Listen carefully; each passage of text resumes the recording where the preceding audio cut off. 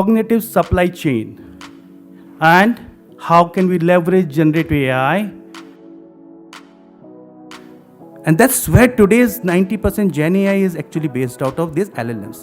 ChatGPT, Claude, Gemini, Perplexity, Suno, whatever you use. Say within 6 hours, US market lost 4 trillion in market cap. 4 trillion is greater than India's GDP as of now. The Tesla alone lost $125 billion. The machine learning models are. It would require a lot of effort to build one for you, specifically for that particular use case. It will fit that use case very well, but the real life is chaotic. It will drift. The model will face the drift, and then you will hear about model drift, data drift, and all that. This only is nothing but getting your suit tight or loose because you have become slim or fat. So sari gives you flexibility, but at the same time it requires a lot of effort for you to put it on, carry it. So these LLMs hallucinate a lot. Why do they hallucinate? And then think about it, okay, do some reasoning, act on it, and learn from that process. And that's how these systems will evolve and become better and better to be able to. And it's about AI. So I hope that you are interested and you have a little bit already a kind of a skin in the game in terms of using it, in terms of learning it, in terms of trying to adopt it. Probably you will take something back home. So let's begin.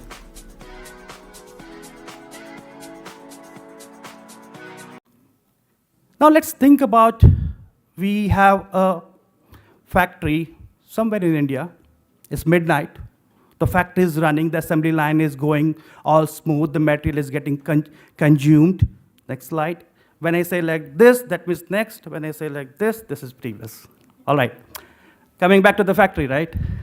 So this factory is running pretty much very well, and like procurement, it's happening, and midnight there is a PO created, a vendor is selected out of a lot of vendors, prices are negotiated within given parameters, quote is signed, received, and the material is being shipped. While you are sleeping, and factory, there is not many people in factory except very few.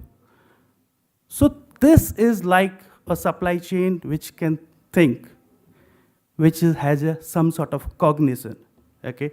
What we are looking for. So the supply chain, who could think? But let's come to the realities, okay? Are we really there where on a supply chain which could think? Pretty much not, right? There are so many problems which right now the supply chains and the industry is facing, and my previous speakers elaborated a lot of those, right? How to build a sustainable, resilient supply chain, how to bring more agility into it. We have a lot of systems, okay? We have ERP, TMS, WMS, we have analytics, BI, we have a lot of data points which is getting captured in multiple streams, we have IoT.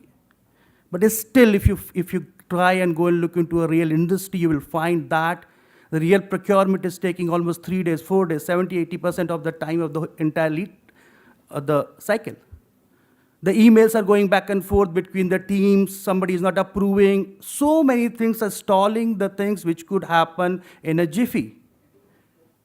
And if you are into a business of, let's say, perishable goods, your time is the money, right? Every minute, every hour counts. So today supply chains are getting plagued with the slow decision. It's not just a lack of system. How do we fix it? Now, here comes generative AI. It's helping in pockets, okay? It's helping, it has started helping a lot, and even before generative AI, we have had machine learning or the predictive analytics. And then before that, you had SAP, starting from, say, 2000 onwards. Now, if you look at today's generative AI, the models have become quite smart, quite intelligent. They can scan through your contract, figure out the relevant clauses, pull out all those relevant clauses, look into the various vendors, score them, and do whatever it takes to automate the PO to a lot of extent, send it for approval internal, and within 1-2 steps it could go through. We have systems which can predict the traffic, port congestion, lot of things which actually impact the supply chain. How do you think you are able to get your atta in 10 minutes, 15 minutes through Swiggy, Blinkit? What's making that? Nowadays, this Dhanteras, my wife got the gold coins and bartans from Blinkit, okay? We didn't even go to Flipkart or Amazon.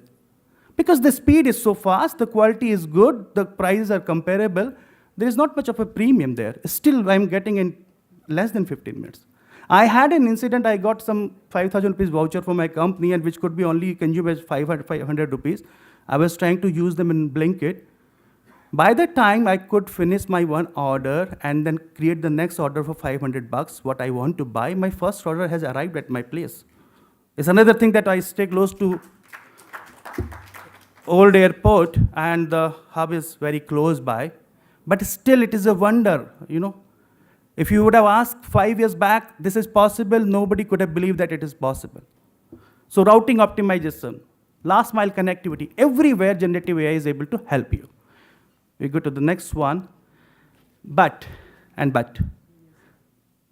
we are not able to actually get the thing what I was talking earlier, right? We cannot automate everything overnight. Because automation works in a stable environment, and our word is anything but stable. There are so many supply chain shocks happening every now and then. So many have been quoted by my previous speakers, from wars to kind of congestions to canal closure to our friend Mr. Trump's tariff kind of vows. In this March and April, when President Trump announced tariffs, then, say, within 6 hours, US market lost 4 trillion in market cap. 4 trillion is greater than India's GDP as of now. The Tesla alone lost $125 billion. $125 billion, if you have to count, right, in 6 hours. It's more than what our entire defense or military spends in 15 months, more than a year. If you got $125 billion, you could buy 10 lakh Tata Nexon every day for entire year. That's the amount of money which is getting wiped out. It's another thing that has come back to those labels. But that is the kind of shock which is happening in the supply chain. So when we talk about resilient supply chain, it's because the market is an indicator of the other factors, the stock market. If the other things are resilient and the things doesn't impact, market won't react. Okay, it's a proxy of the outside world. So we need to automate. We need trust, we need continuity, and we need adaptive kind of process, which can adapt to the shocks, adapt to the changes. Now I want to talk about something technical, okay, and maybe not in so technical sense. I have a question to you. How many of you have heard about machine learning? Great. And then LLMs, large language models. Great. And then AI agents or agentic AI. Very good. How much of you could tell what is the difference between, let's say, general AI and the traditional software? One core difference, anybody? The ML, LLM, or agents what we're using, that versus the ERP system or whichever BI system. What is one difference? Yes, please. Great, good. And any other thing what you think of that supports in smart decisions? Yes, sir. Master solution. Faster solution. Great. I'm not sure, but very good point, please. Yeah, elaborate that.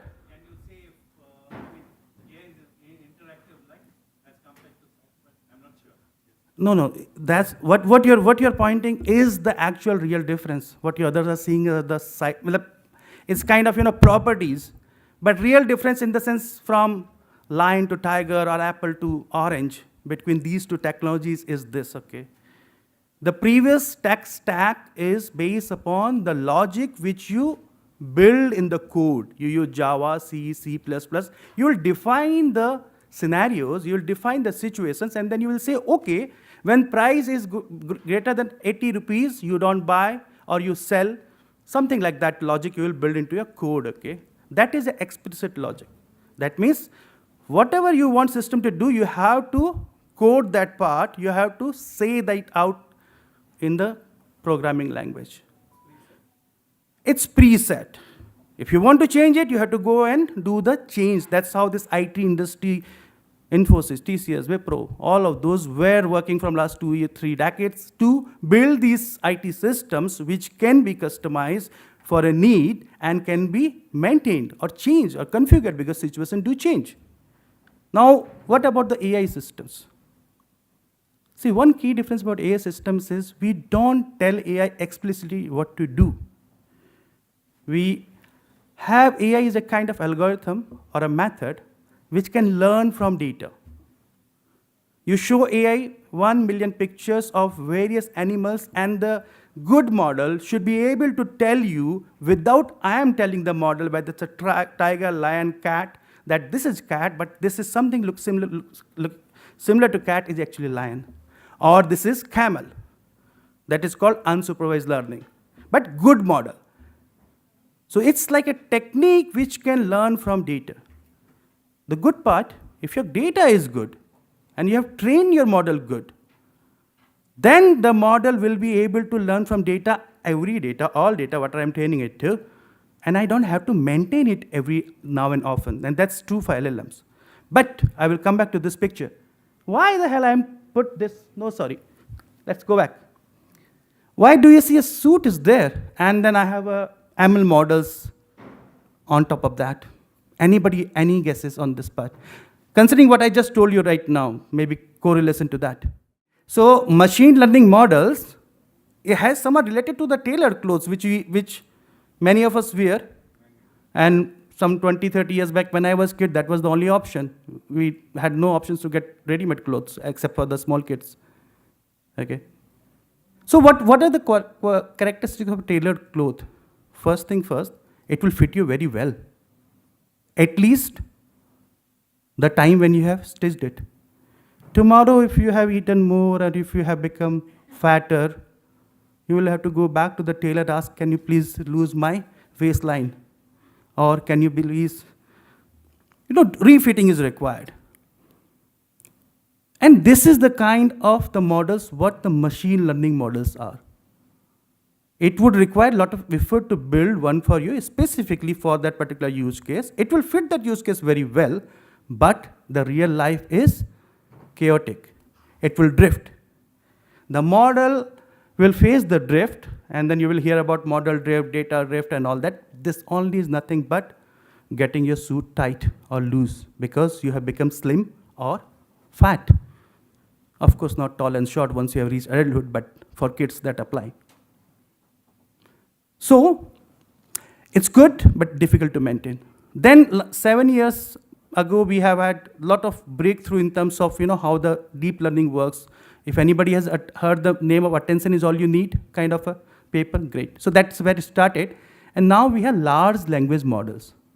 The large language models means something which has been trained into lot of language elements, okay? And that's where today's 90% GenAI is actually based out of these LLMs. ChatGPT, Claude, Gemini, Perplexity, Suno, whatever you use, at the end, it uses a couple of models, 90% transformers, some GAN, some kind of a diffusion models, but all are large language models, most of them. Now they are trained into entire corpus of our world, language, and data, and they have become generalized. I don't have to build one for a specific case. They have become generalized, and they have encyclopedic knowledge. So they can talk to you about Shakespeare as well as about Einstein. Same model, right? ChatGPT can give answer about both the things. They can talk to you about politics and poetry together. It's the same model running at the behind. You ask Today you act as a guide, my philosophical guide, it will talk to you in a philosophical language. The same time your kid asks, okay, talk to me in Gen Z language, model will start talking in Gen Z language. Okay, same model, okay, it is not changing at the behind. So they though are like the sari. You don't have to customize it. Anybody can wear it, right? You might have some saris which is getting kind of, given to from your dadi, nani to your amma, and then you have get to daughter. Generations it has lasted. One sari could be worn by many people in multiple ways. You don't have to get it fitted for yourself. But what's the problem with sari actually, wearing sari? First, it's clumsy, right? Little bit. To wear it takes little bit of effort. Then there is a chance of slip or some sort of wardrobe malfunction, some sort of a problem, right? Means you have to be careful about it. Suit is something like you'll just wear and go, okay, roam around like this. With sari, probably driving cycle, other things may be difficult and all that. Sorry means nothing, I can't say even say personal about it, but yeah, just observation. So this sleep is like hallucination. So these LLMs hallucinate a lot. Why do they hallucinate? Yeah, very close by. Because that's how the language is. The language need to have the variety and chaos within itself. Because the LLM has to act like all those, right? Gen Z versus this. So they have to be designed in such a way that it can capture all the elements of this, and hallucination becomes a feature of it. You cannot take it away. So sari gives you flexibility, but at the same time, it requires a lot of effort for you to put it on, carry it, and then that way. Let's move on to the next one. Then we hear about AI agents. So what AI agents do is, they take the input, use LLMs, primarily the reasoning ones, because the reasoning one is the LLM, which is a smart LLM, which says, okay, I will tell you how I thought about it. So if you have seen the thinking comes, right? So these agents look into that thinking, look into the answer, and you will build more critic and evaluator. So you'll try to build a real-time system like one is a teacher, one is a evaluator, one is a scientist, and all those things. But the problem with them is they are brittle because they have to tackle this hallucination part, the slip part, and the errors get compounded. Hopefully, this helped you to get an idea about these three things. These three things are very, very common when you talk about AI. And you will see AI agents use a lot, agentic AI or AI agents. Agentic AI is something where you have multiple agents working together like a team of people.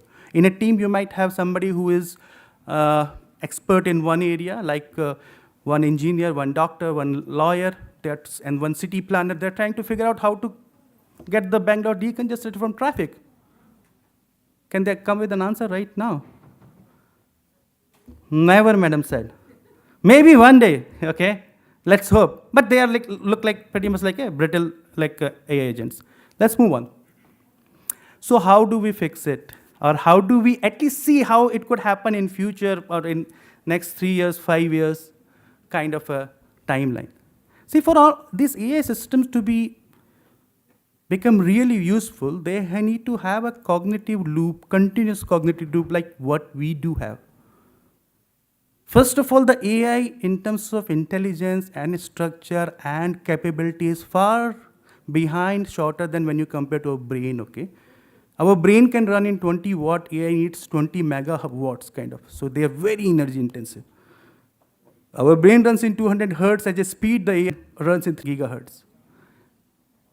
So despite having too much of energy, too much of scale, and too much faster speed, they are not as good as in many senses as our brain, because our brain is very complex kind of a architecture.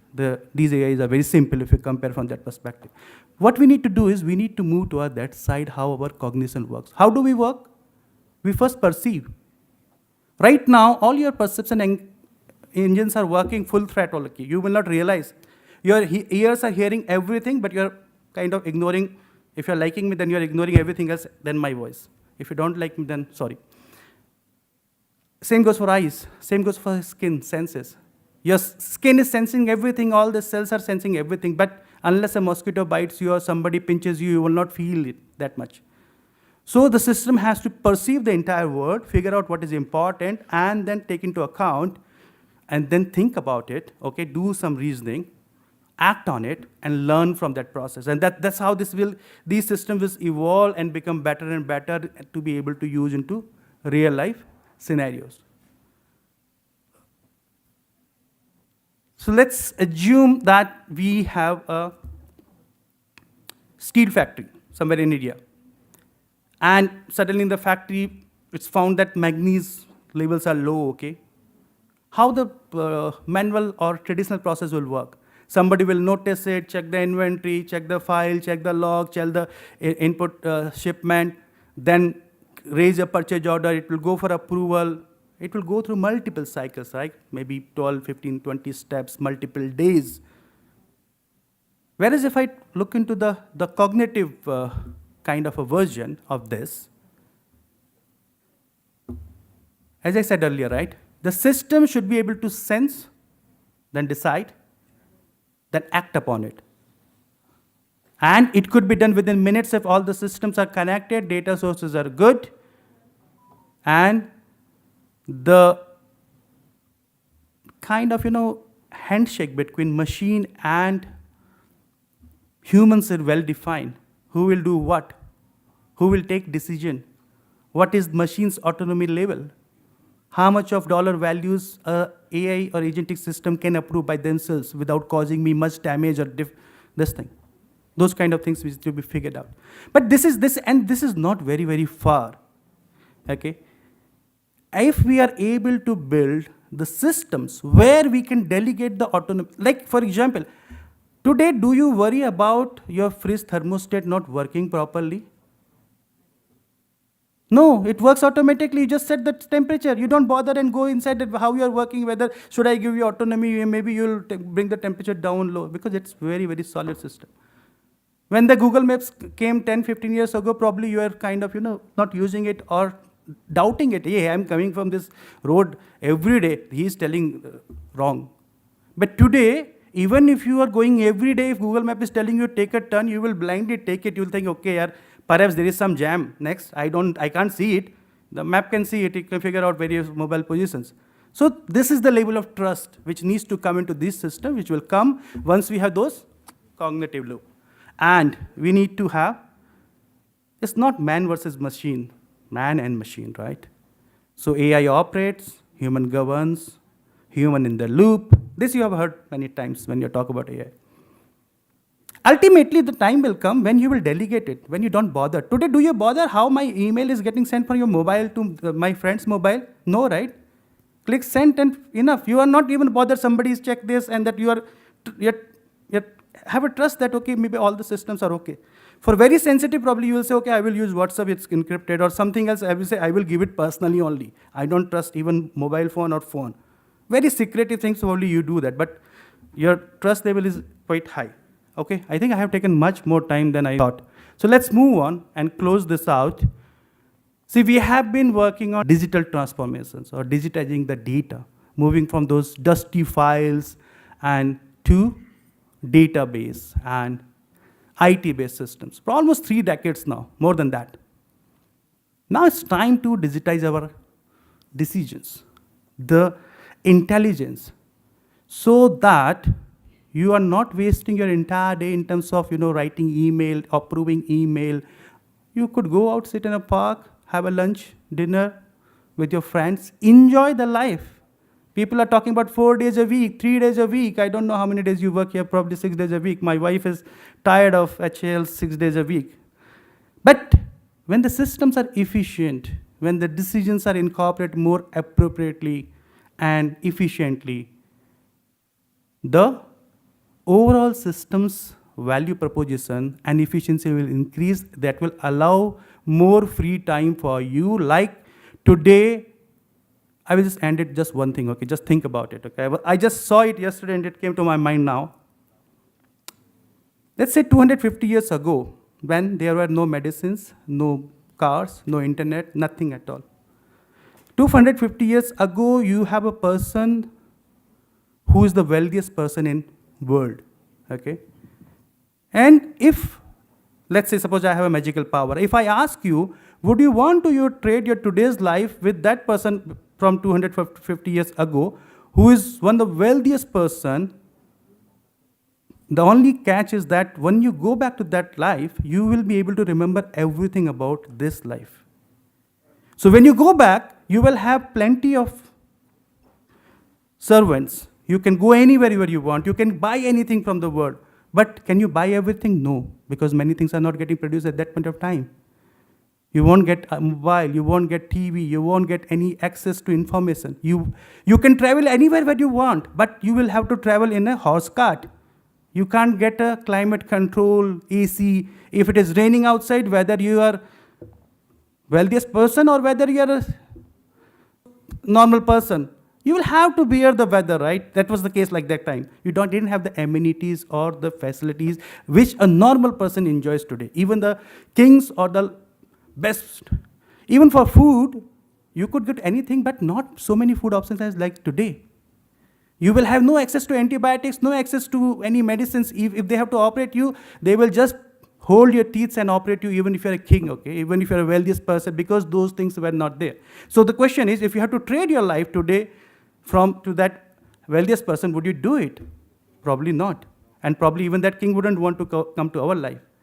So my only point is that going forward, we will see better, faster improvement, and trajectory will grow because AI is bringing a kind of transformative change, what electricity, wheel, or industrial revolution. It's engine of change because it can impact so many domains. And I'm pretty sure you will see this. Some of you will pay part on it, and we will get better supply chain, better goods, better life. Thank you. Thank you for such a vast topic, and you have to cover it in few minutes. So, but still you made it very interesting and you simplified the whole topic for everyone to understand. Thank you so much, sir. I would like to request all